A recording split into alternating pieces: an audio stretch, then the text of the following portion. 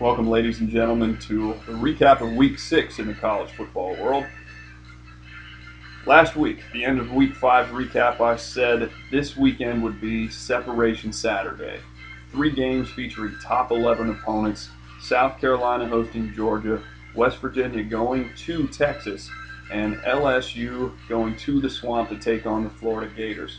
Well, we start in the SEC East, where all of a sudden it's looking like a game actually 2 weeks from now is going to be the SEC game of the year. University of Florida taking care of business against LSU. Florida's not really been gone long enough to where we can say that they're back, but they certainly looked good yesterday. Running the football, making second half adjustments, and playing great defense is the hallmark of SEC football. And Will Muschamp, a disciple of Nick Saban from Alabama, really starting to turn it on down there in Florida, looking good in year 2. The University of Florida yesterday did something to LSU that I'm not sure that many people would have thought possible going in. What they did in the second half, after being down to LSU, is they said, we're going to run the football.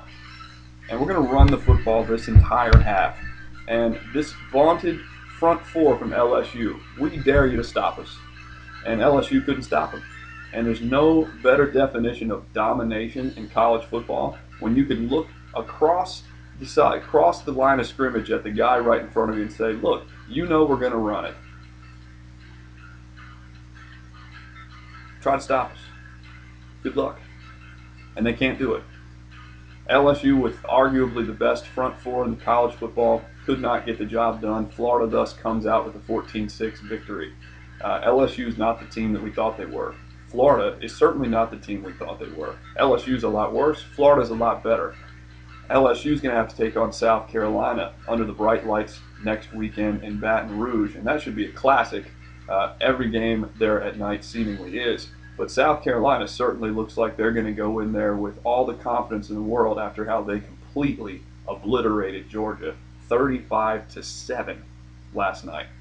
Georgia versus South Carolina should have been the game of the week, but South Carolina wasn't interested in having a game of the week. South Carolina was interested in playing great defense, shutting down Georgia, and coming out with a victory that basically said, look, we have arrived on the national stage. Steve Spurrier's been there for a while. It's time for them to step up and do bigger things.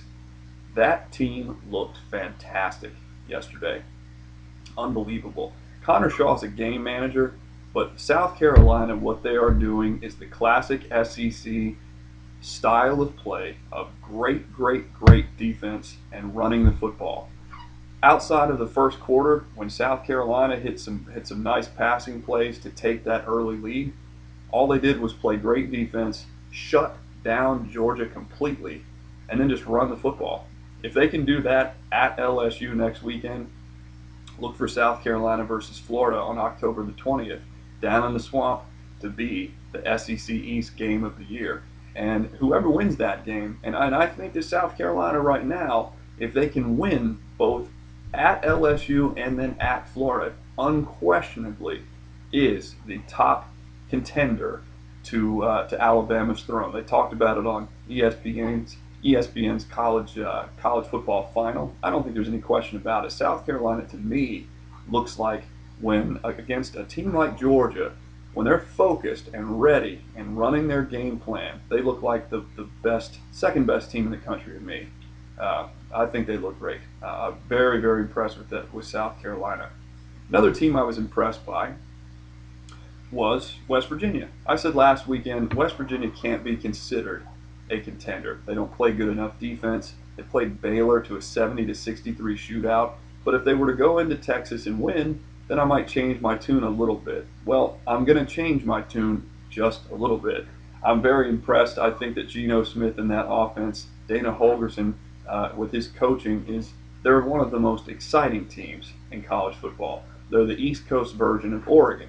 The difference between Oregon and West Virginia is that West Virginia simply doesn't have the talent on defense yet to really be able to come up with big stops in big games. Not yet, in my opinion. Texas, if they hadn't messed up with a bad snap, probably is right back in that game towards the end of the game in the fourth quarter. who knows what the result may have been. But give credit to West Virginia for taking care of business. I love watching them play. I love the idea of them playing Kansas State 2 weeks from now in a big battle of undefeated top 10 teams.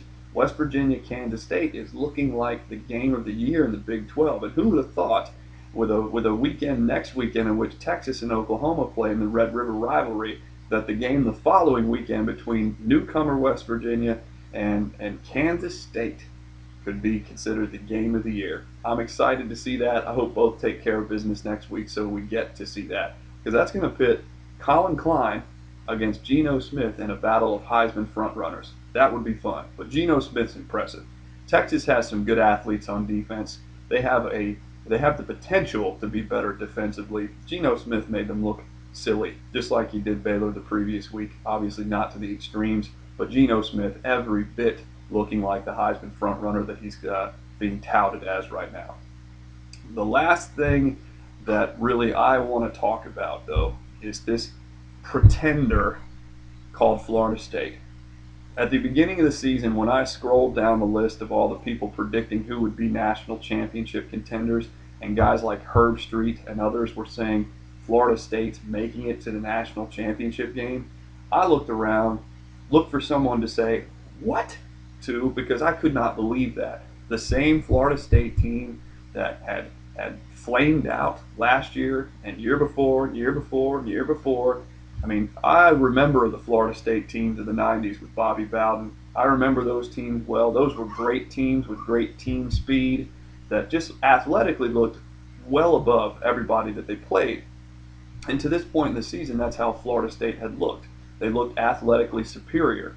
But they went to my alma mater, North Carolina State, Carter Finley Stadium, with some of the most underrated fans in the country that don't care if their team is 1-4 or 4-1. They're going to be there with all the hype.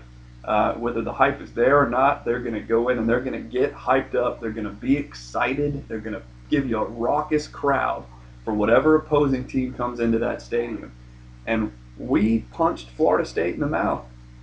All that team speed that Florida State had showed against teams like Clemson, I don't know where it was, but we shut down their prolific offense. We did things against their defense in the fourth quarter that we should not have been able to do with 3 starting offensive linemen on the sideline. I don't know how it happened, but North Carolina State has had Florida State's number in big situations in recent years. Last night was no exception. As a Wolfpack alum, I'm very happy, but it certainly speaks to kind of the depth of the ACC. The ACC in general is not a conference that people think of as being deep, but make no mistake about it. On any given week, any team in the middle of the pack can beat a team at the top, and it's not that the ACC doesn't have good top teams. A team like Florida State is going to get there, but I think people really undersell how deep the ACC is at certain times. At any given week, a team like NC State, who has a lot of problems, they have a lot of problems. They're not a great offensive team. They're not a great defensive team. Come up with huge defense, huge offensive plays, and big special teams in the fourth quarter and beat the number 3 ranked team in the country. Florida State, pretender. I knew you were. Thanks for proving me right. I'm sorry for the ACC. I wish we had a national championship contender here in our conference, but it is what it is. I am loving college football right now, ladies and gentlemen. NC State beating Florida State last night. Notre Dame improving to 5-0. Some big games on the horizon later in the month. It's going to be a great season. It always is, but it's shaping up to be more of the same. You got to love college football. That'll do it for this week. I'll see you next week.